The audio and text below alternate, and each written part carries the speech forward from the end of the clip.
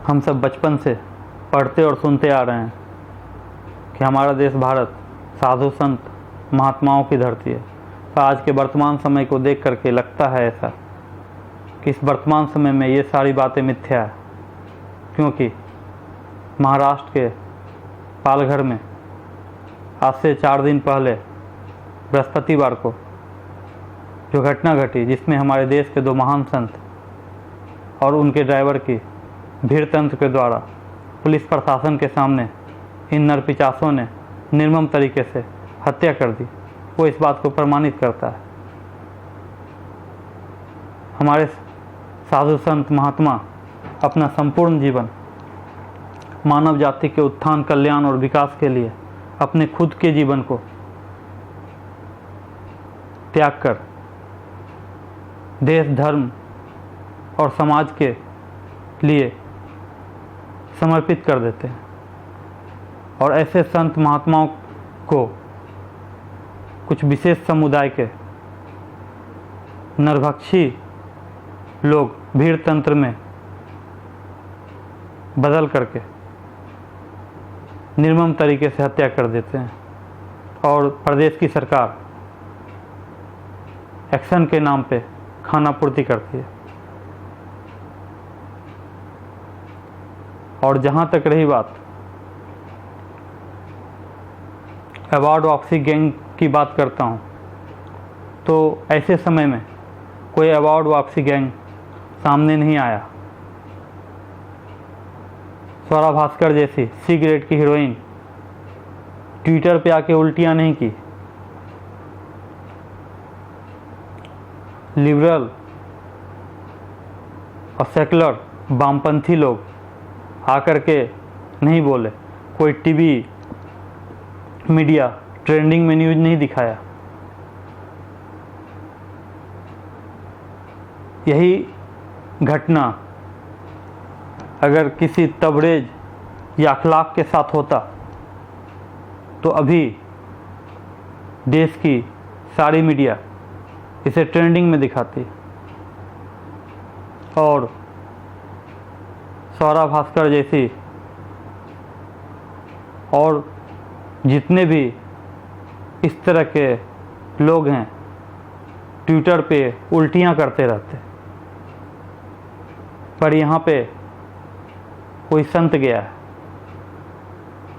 और संत तो इन लोगों के लिए ढोंगी से ज़्यादा कुछ नहीं दिखते। और जहाँ तक रही बात आज जो स्थिति है उसके वजह सिर्फ आप हैं। मैंने पहले भी बोला और आज भी बोलता हूँ, आप खुद की कमजोरी भी हैं और खुद की ताकत भी हैं। अब आपको ये तय करना है कि आप खुद की कमजोरी बन के रहना चाहते हैं या ताकत बनना चाहते हैं। आप सब अगर एक हो जाएं और एक आवाज़ में आवाज़ उठाएं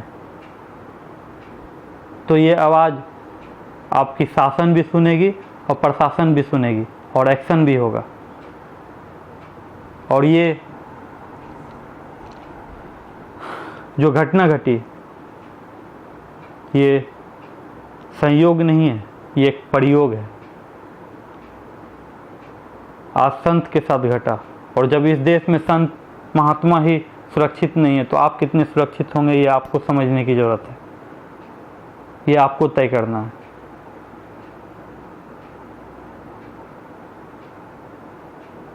और उन लोगों को मैं बतला देना चाहता हूँ जो लोग इस तरह के सोच पाल रखे हैं,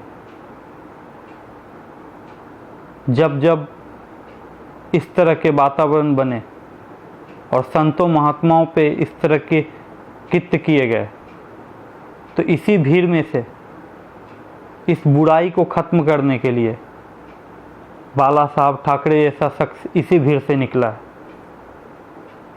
शिवाजी जैसे महापुरुष इसी भीड़ से निकले हैं। और जब अधर्म ज़्यादा ताकतवर हो जाता तो भगवान मर्यादा पुरुषोत्तम राम को या भगवान श्री कृष्ण को या भगवान परशुराम को इसी भीड़ में से आना पड़ता है। ये परामर्श है, चेतावनी उन वैसे लोगों के लिए कि ये पाप तुम्हारा अंत कर देगा।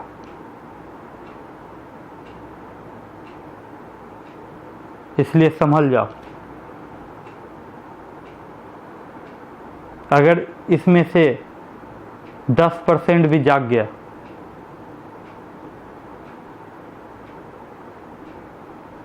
तो फिर तुम समझ लो